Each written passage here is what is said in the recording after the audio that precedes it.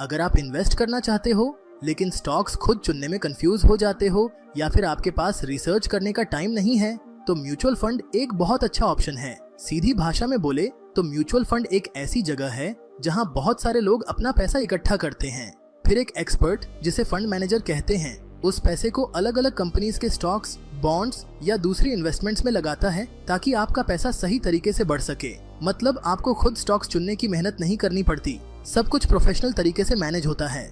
अगर आपको ये जानकारी पसंद आ रही है तो कृपया इस वीडियो को लाइक करें और हमारे चैनल को सब्सक्राइब करें ताकि आपको ऐसी और यूजफुल जानकारी मिलती रहे। अब जब आप म्यूचुअल फंड खरीदते हो तो आपको दो तरह के प्लान मिलते हैं, डायरेक्ट प्लान और रेगुलर प्लान। डायरेक्ट प्लान में आप सीधे म्यूचुअल फंड कंपनी से इन्वेस्ट करते हो, कोई एजेंट नहीं, कोई मिडिल मैन नहीं। इससे आपका एक्सपेंस रेशियो कम रहता है और लॉन्ग टर्म में आपको ज्यादा रिटर्न्स मिलते हैं। वहीं रेगुलर प्लान में एक एजेंट बीच में आता है जो आपको फंड सजेस्ट करता है और इसके बदले कमीशन लेता है। ये कमीशन आपके रिटर्न्स में से कट जाता है। अगर आप थोड़ा सा रिसर्च खुद कर सकते हो तो डायरेक्ट प्लान हमेशा बेहतर होता है क्योंकि इससे आपकी सेविंग बढ़ती है। अब बात करते हैं ग्रोथ ऑप्शन और डिविडेंड ऑप्शन की। ग्रोथ ऑप्शन में जो भी प्रॉफिट होता है वो वापस फंड में इन्वेस्ट हो जाता है। इससे कंपाउंडिंग का फायदा मिलता है और आपका इन्वेस्टमेंट तेजी से बढ़ता है। दूसरी तरफ डिविडेंड ऑप्शन में प्रॉफिट का कुछ हिस्सा आपको कैश में मिलता है, लेकिन आजकल डिविडेंड पर टैक्स देना पड़ता है, इसलिए ज्यादातर लोग ग्रोथ ऑप्शन चुनते हैं ताकि उनका पैसा लंबे समय तक तेजी से ग्रो करे। ये चॉइस आपकी फाइनेंशियल प्लानिंग पर डिपेंड करता है, लेकिन growth option long term wealth creation के लिए बेहतर माना जाता है। अब म्यूचुअल फंड्स की अलग अलग कैटेगरीज को समझते हैं। सबसे पहले आते हैं लार्ज कैप फंड्स। ये इंडिया की टॉप 100 बड़ी कंपनियों में इन्वेस्ट करते हैं, जैसे Reliance, TCS, Infosys, HDFC bank वगैरह। ये कंपनियां स्थिर होती हैं, मतलब इनके शेयर में ज्यादा उतार चढ़ाव नहीं होता। अगर आप इन्वेस्टिंग में नए हो और सेफ तरीके से शुरू करना चाहते हो तो लार्ज कैप फंड्स आपके लिए सही हैं। इनका रिटर्न भले ही थोड़ा कम हो लेकिन रिस्क भी कम होता है। फिर आते हैं मिड कैप फंड्स। ये इंडिया की 101 से 250 नंबर की कंपनियों में इन्वेस्ट करते हैं। ये कंपनियां ग्रोइंग फेज में होती हैं, इसलिए इनसे रिटर्न्स ज्यादा मिल सकते हैं, लेकिन रिस्क भी थोड़ा ज्यादा होता है। अगर आप थोड़ा रिस्क लेने को तैयार हो और 5 से 7 साल तक अपने पैसे को इन्वेस्ट रख सकते हो तो मिड कैप फंड्स अच्छा फायदा दे सकते हैं। ये फंड्स बैलेंस बनाते हैं ग्रोथ और स्टेबिलिटी के बीच में। इसके बाद हैं स्मॉल कैप फंड्स। ये छोटी कंपनीज में इन्वेस्ट करते हैं, यानी 251 नंबर के बाद वाली कंपनीज में।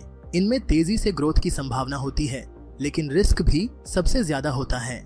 स्मॉल कैप फंड्स में इन्वेस्ट तभी करना चाहिए जब आप 7 से 10 साल तक मार्केट के उतार चढ़ाव को हैंडल कर सकते हो। लंबे समय में ये फंड्स बहुत अच्छा रिटर्न दे सकते हैं, बशर्ते आप धैर्य रखें।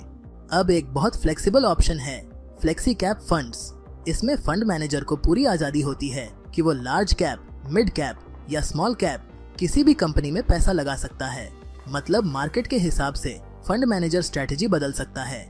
फ्लेक्सी कैप फंड्स आपको डिवर्सिफिकेशन का फायदा देते हैं, यानी आपके पैसे को अलग अलग तरह की कंपनीज में स्प्रेड किया जाता है। ये ऑप्शन उन लोगों के लिए अच्छा है जो वैरायटी चाहते हैं। अब समझते हैं इंडेक्स फंड्स को। इंडेक्स फंड्स बहुत सिंपल और स्ट्रेट फॉरवर्ड होते हैं। ये किसी मार्केट इंडेक्स को कॉपी करते हैं, जैसे निफ्टी 50 या सेंसेक्स। मतलब जो कंपनियां निफ्टी 50 में हैं, वही इंडेक्स फंड में होंगी और उसी प्रोपोर्शन में इन्वेस्ट किया जाता है। इसमें फंड मैनेजर एक्टिव डिसीजन नहीं लेता, इसलिए एक्सपेंस रेशियो बहुत कम होता है। बिगिनर्स के लिए निफ्टी 50 या सेंसेक्स के इंडेक्स फंड से शुरू करना एक सेफ और आसान तरीका है। ये फंड्स मार्केट के एवरेज रिटर्न देते हैं। इसके अलावा एक और शानदार ऑप्शन है ETF यानी एक्सचेंज ट्रेडेड फंड। ETF भी इंडेक्स फंड की तरह ही काम करता है, लेकिन इसमें एक खास बात यह है कि आप इसे स्टॉक मार्केट में रियल टाइम पर खरीद और बेच सकते हो। यानी अगर आपको मार्केट की थोड़ी बहुत समझ है तो ये आपके लिए ज्यादा फ्लेक्सिबिलिटी देता है। लेकिन अगर आप लॉन्ग टर्म इन्वेस्टर हो और बिना ज्यादा ट्रेडिंग के झंझट के निवेश करना चाहते हो तो साधारण इंडेक्स फंड लेना कहीं ज्यादा आसान और सुविधाजनक रहेगा। ETF का पूरा फायदा उठाने के लिए थोड़ा ट्रेडिंग नॉलेज होना जरूरी है, क्योंकि इसमें सही टाइम पर खरीद बिक्री करने से रिटर्न्स और बेहतर हो सकते हैं। तो दोस्तों, म्यूचुअल फंड्स के बारे में ये थी आपकी बेसिक और जरूरी जानकारी। अगर आपको ये वीडियो हेल्पफुल लगा हो तो प्लीज इसे लाइक करें और हमारे चैनल को सब्सक्राइब करें। आपकी सपोर्ट हमारे लिए बहुत मायने रखती है और ये हमें ऐसी ही उपयोगी और इन्फॉर्मेटिव वीडियोस बनाने के लिए मोटिवेशन देती है। अगर आपके मन में कोई सवाल हो या आप किसी खास टॉपिक पर वीडियो चाहते हो तो नीचे कमेंट में जरूर पूछें। हम आपके हर सवाल का जवाब देने की कोशिश करेंगे।